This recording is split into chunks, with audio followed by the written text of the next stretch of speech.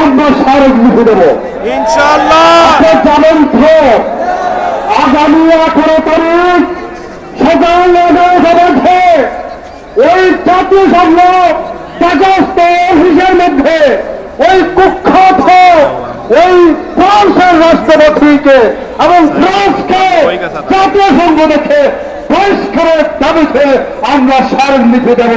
পাশাপাশি নবী শ্রমিক গোটা দেশের মধ্যে এলাকায় এলাকায় কোন জাগরণ তৈরি করুন।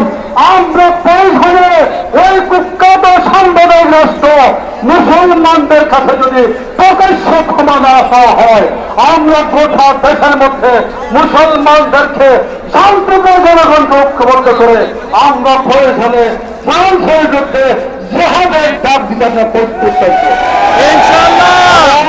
আপনাদেরকে প্রস্তুতি গ্রহণ করুন। এলাকায় এলাকায় ওই সাম্রাজ্যবাদী ওই সাম্রাজ্যের বিরুদ্ধে জনমত তৈরি করুন। এটা